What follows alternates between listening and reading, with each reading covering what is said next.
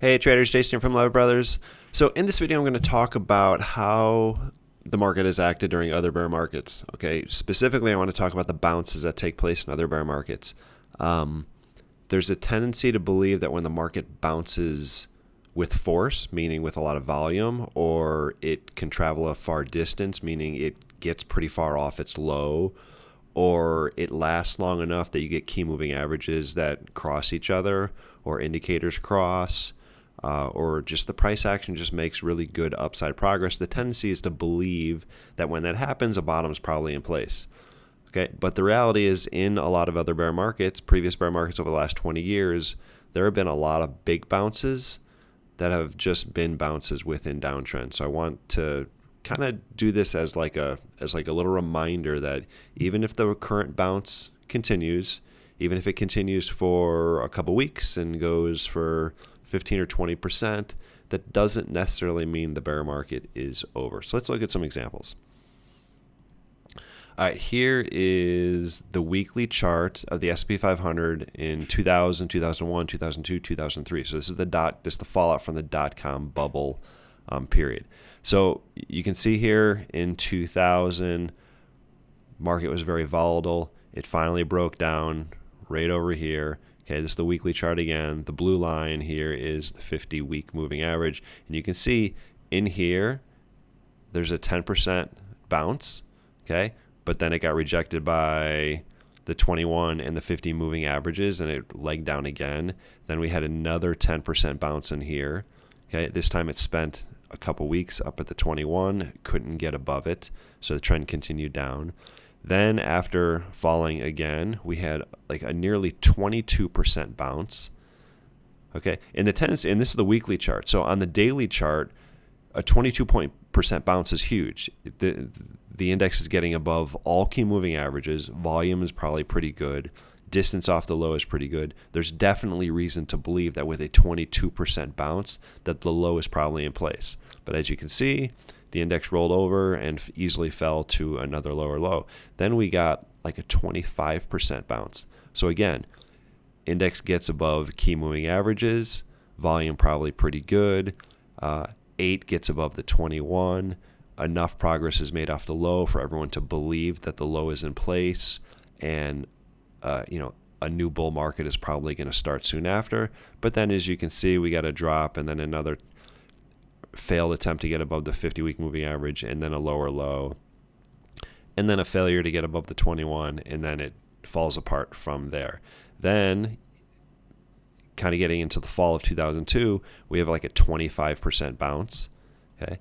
But that ends up getting sold into. We have another 24% bounce that gets sold into, and then finally we have like a 28% bounce. The index gets above its 50-week moving average, which you can see here, and you can see that the 50-week moving average rejected the price several times all along here. Finally gets above the 50-week moving average, and a low is in place. Okay, but the beginning, let me delete these lines.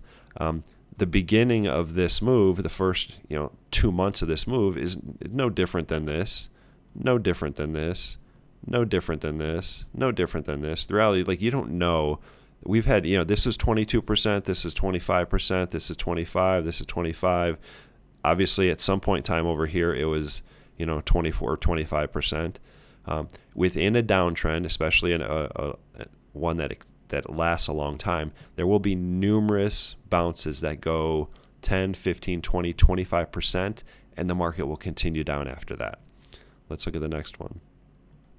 So here is the fallout from the financial crisis. Okay, so this is going to be 2007, 2008, 2009. So as a top was forming, we had like a 15% rally to a new high.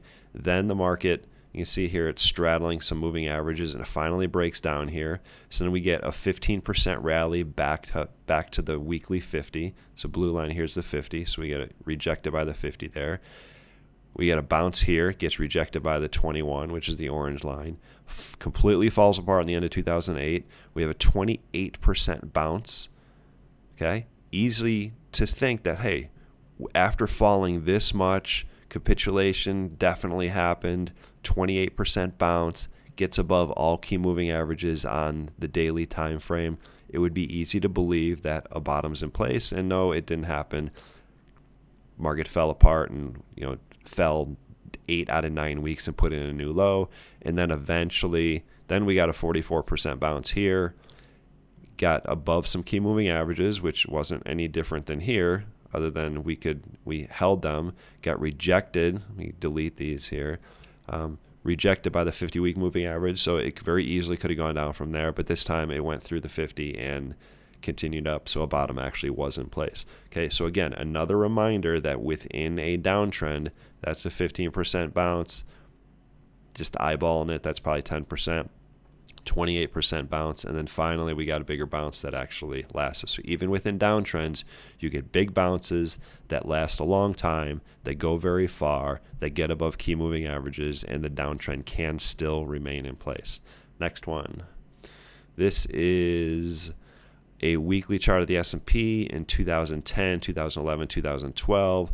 So market fell hard over here, and you could see that it took 5-6 months of choppy range-bound movement before a bottom could be put in place. We got a big drop over here in 2011.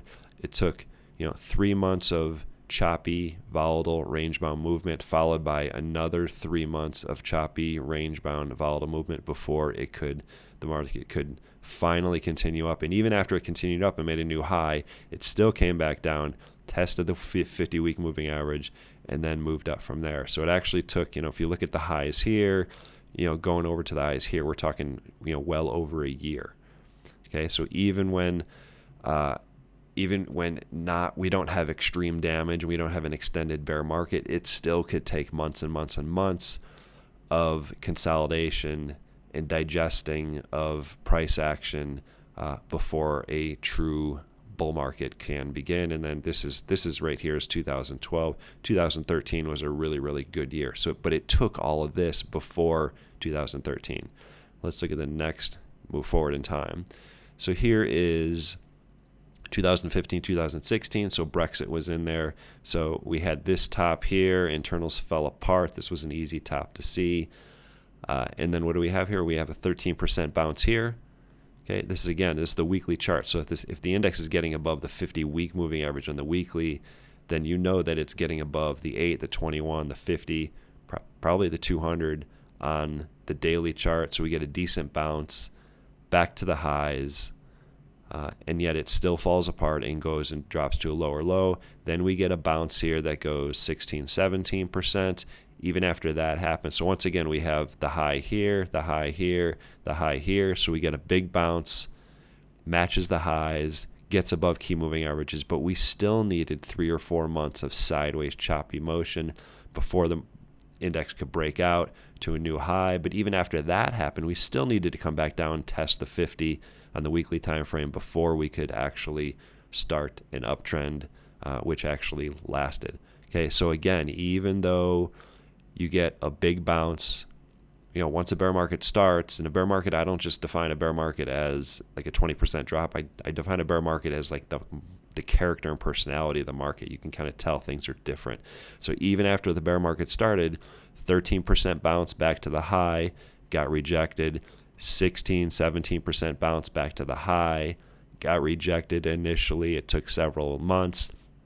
And even after we broke out to a new high, we still had to come back down and test it before we can go back out. So that, the time between here, mid-2015, to the time to here, which is the end of 2016, we're talking about 16, 17, 18 months before the market could right itself and start a new uptrend. All right, let's look at one more example. This is going to be 2018.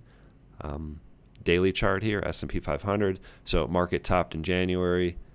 Okay, obviously it topped very, very fast within, so downtrend starts, bear market starts. We have a 10% bounce within the downtrend. And what do we get here? We get top, so we get a double top, and then the index falls back down, puts in a higher low. We get about 6-7 weeks of choppy, volatile movement before an uptrend begins. And even though an uptrend begins, we got support from the 50, sloppy support from the 50. We get a brand new high over here, and then what happens? market falls apart again. We get another bear market. So we get within this bear market, we get an 8.2% bounce. We get a top. We get a 6.6% bounce. We get another top, and then it completely falls apart again. So even though we had a new high over here, and we get bounces here and here, it would be easy to believe that the worst is behind us and we're going to go up and up and up, but it didn't happen. We completely fell apart. You can see the low over here right around Christmas time, and then we finally get a bounce, and it took all that time just to get back up to the high. Okay, so my purpose again is just I want you to realize that within a bear market, within a downtrend, there are big bounces.